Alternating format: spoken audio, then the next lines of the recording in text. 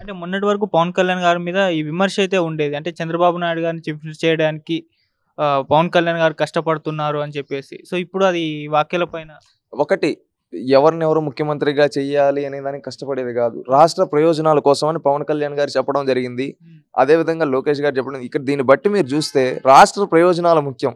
ఇప్పుడు పవన్ కళ్యాణ్ గారే ఓపెన్‌గా చెప్పారు. ఏమండి నేను ఇంతకుముందు పాలనా అనుభవం నాకు లేదు. పాలనా అనుభవం లేని నేనేం చేస్తానని ఆయనే వాళ్ళ కార్యకర్తలకు ఇంటర్నల్ మీటింగ్స్‌లో చెప్పడం జరిగింది. హ్మ్. అది అర్థం చేసుకునే వాళ్ళు అర్థం చేసుకోరు. రాష్ట్రం బాగుపడాలనుకునే వాళ్ళు అర్థం చేసుకుంటారు. ఇప్పుడు జగన్మోహన్ రెడ్డి ఒక్క అవకాశం అన్నాడు. ఏమి ఇచ్చారు ఒక్క అవకాశం ఇస్తే? రాష్ట్రాన్ని మొత్తాన్ని తగలబెట్టి పారనొక్కాడు. ఏంటమ్మా ఒకప్పుడు జాబ్ క్యాలెండర్ ఇస్తా అన్నాడు. యాడిచ్చాడు జాబ్ క్యాలెండర్? ప్రత్యేక హోదా తెస్తా అన్నాడు. యాడ తెచ్చాడు?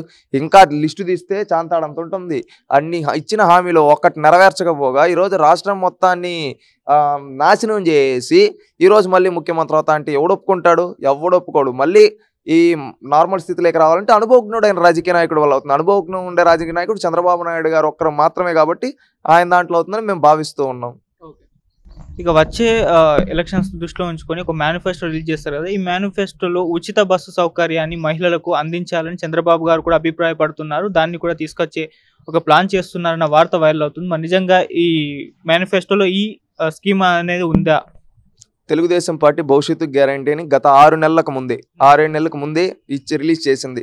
దాంట్లో ఉచిత బస్సు ప్రయాణం, మహిళలకు ఉచిత సిలిండర్లు, ఈ విధంగా మహిళలకి ఈ విధంగా ప్రతి నెల ఇంత మనీ, ఆర్థిక సహాయం ఇవన్నీ అందించాలని తెలుగుదేశం పార్టీ నిర్ణయించుకుంది. దానికి తగినట్టుగా రేపు ఎన్నికల్లో గెలిచిన తర్వాత తెలుగుదేశం పార్టీ ఆ హామీని నెరవేరుస్తుంది. అది వాళ్ళకు ఫుల్ క్లారిటీ ఉంది. అంతే. ఓకే. అంటే ఇదే హామీని జగన్మోహన్ రెడ్డి గారు ఈ సంక్రాంతి నుంచి అవైలబుల్‌గా అంటే ఈ స్కీమ్‌ని ప్రవేశపెట్టే అవకాశం ఉందని కూడా వార్తలొస్తున్నాయి. మరి ఏంటి? జగన్మోహన్ రెడ్డికి నిజంగా అంత చిత్తశుద్ధి ఉంటే సంక్రాంతి వరకు ఎందుకమ్మా? ఈ రోజు నుంచి నీ చేతుల్లోనే కదా గవర్నమెంట్ ఉంది.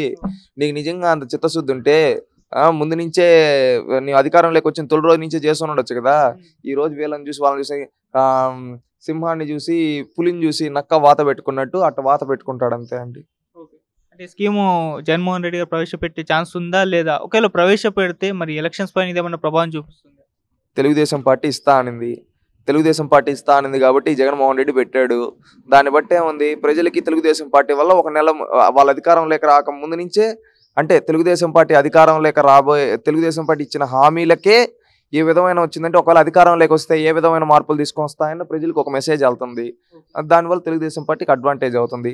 జగన్మోహన్ రెడ్డి చెప్పినాటి చేయనాటి చాలా ఉన్నాయి. వాటి గురించి అవి చేయమనండి. ఫస్ట్ మెగా డిఎస్సీ అన్నాడు, దాన్ని పెట్టమనండి. జాబ్ క్యాలెండర్ అన్నాడు, దాన్ని ఇవ్వమనండి. 2,30,000 ప్రభుత్వ ఉద్యోగాలు గ్రూప్ 1 గ్రూప్ 2 అన్నాడు, అవి రిలీజ్ చేయమనండి. ఇవన్నీ చేయమనండి. అవన్నీ కాకుండా తెలుగుదేశం పార్టీ ఇచ్చినది ఆయన చెప్పినట్టు చేయకుండా తెలుగుదేశం పార్టీ ఇచ్చినట్టు చేస్తానంటే చేస్తే మంచిదే. ఎందుకంటే అది తెలుగుదేశం పార్టీ ఇచ్చే హామీని చూసి ఆయనే ఒప్పుకుంటున్నాడు. తెలుగుదేశం పార్టీ మంచి నిర్ణయం తీసుకునింది, దాన్ని నేనే ఇంప్లిమెంట్ చేస్తాను అంటే దాన్ని బట్టి ఏమని అర్థం? తెలుగుదేశం పార్టీ మంచి నిర్ణయాలు తీసుకుంటుంది. జగన్మోహన్ రెడ్డి చేతగానోడు, చెప్పింది కూడా చేయలేడని అర్థం. ఓకే. ఇక జేడీ లక్ష్మీనారాయణ గారు మరొక కొత్త పార్టీని ప్రవేశపెట్టారు ఏపీలో. మరి ఈ పార్టీ వల్ల ఏ ప్రభుత్వాన్ని అంటే ఏ పార్టీకి ఎక్కువ నష్టం చేకూర్చే అవకాశం ఉంది? అటు వైసీపీ పార్టీకా లేకుంటే టీడీపీ అండ్ జనసేన ఈ కూటమికా? జేడీ లక్ష్మీనారాయణ ఎక్స్-ఐపీఎస్ అనుకుంటాను. ఆయన ముందు జనసేనలో ఉన్నాడు అనుకుంటా, కొన్ని రోజులు న్యూట్రల్ ముసుగులో ఉన్నాడు అనుకుంటా, ఈరోజు ఇది పెట్టాడు అనుకుంటా. జేడీ లక్ష్మీనారాయణ గారు రాష్ట్రంలో ప్రజా సమస్యల గురించి ఏ రోజైనా మాట్లాడా?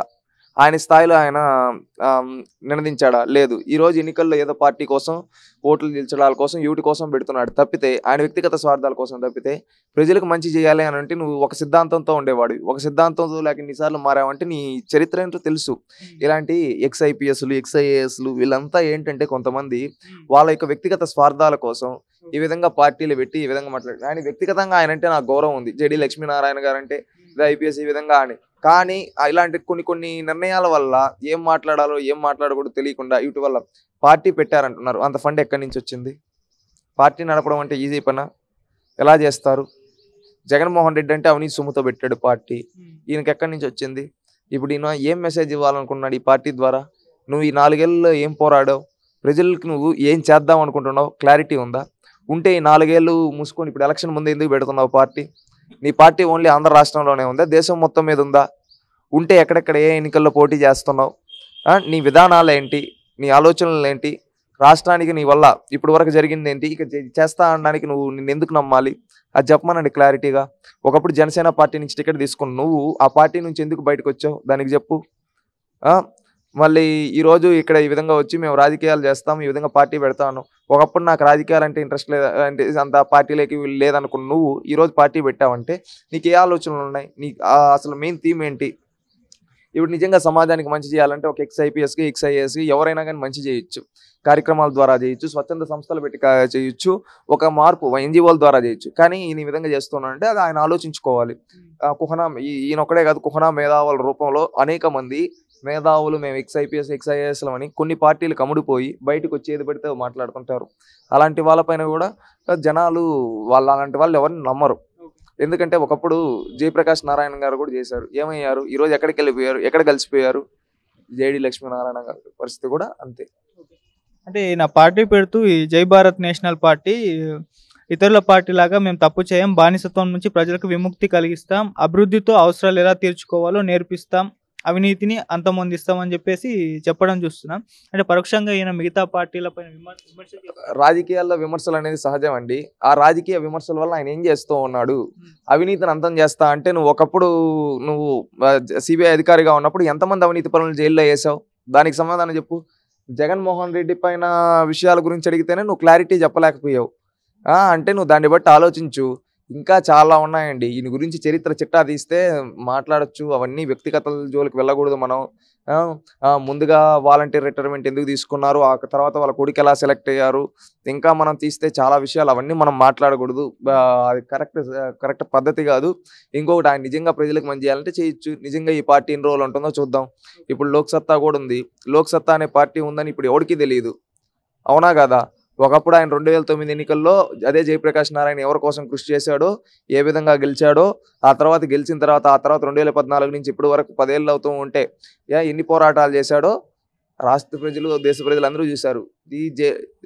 నా దృష్టిలో జేడి లక్ష్మీనారాయణ గారు కూడా అదే విధంగా చేస్తారేమో అని అనిపిస్తోంది. నీకు నిజంగా చిత్తశుద్ధి ఉంటే వేరే విధాలకు కూడా చేయొచ్చు, చూద్దాం. ఎందుకంటే ఇప్పుడే స్టార్ట్ అయింది, మనం నెగిటివ్ కామెంటింగ్ అనేది చేయకూడదు. నిజంగా ఆయన ఆలోచనలు ఏ విధంగా ఉన్నాయి, నిజంగా మంచిగా ఉంటే ప్రజలు స్వాగతిస్తారు. లేదు మేము వేరే వాళ్ళకి కోసం మెప్పు కోసం అని చెప్తే ప్రజలే వాళ్ళకు బుద్ధి చెప్తారు, ప్రజలే వాళ్ళని తిరస్కరిస్తారు.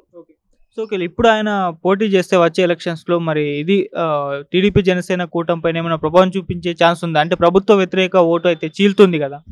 ప్రభుత్వ వ్యతిరేక ఓటు చీలడం అంటే ప్రజలు, ఆంధ్రప్రదేశ్ రాష్ట్ర ప్రజలు ఆల్రెడీ ఫిక్స్ అయిపోయారు తెలుగుదేశం జనసేన ఓటు వేయాలని. ఇంకెన్ని పార్టీలు వచ్చినాయి లేదు. ఇప్పుడు ఎగ్జాంపుల్ మీరు చూశారు బర్రె లెక్కది, తెలంగాణలో ఏమైంది, సోషల్ మీడియాలో ఏదో చేస్తున్నారు, లాస్ట్కి ఏమైపోయిందమ్మా బర్రె లెక్క. ఎన్ని ఓట్లు వచ్చాయి, డిపాజిట్ వచ్చిందా 10,000. అంతే. రాజకీయాల్లో కొన్ని పార్టీలకు వేయాలన్న ఫిక్స్ అయినప్పుడు ప్రజలు ఆ పార్టీకే వేస్తారు, మధ్యలో ఎంతమంది వచ్చినా ఎన్ని వచ్చినా లేదు.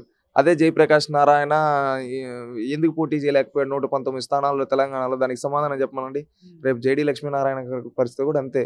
270 స్థానాల్లో పోటీ చేయడం, క్యాండిడేట్లు నిలపడం, ఇవన్నీ చేయాలంటే చాలా వర్క్ కావాలి. ఇప్పుడు ఎలక్షన్ల ముందు పెట్టేసి ఏదో చేస్తామంటే కుదిరే పని కాదు.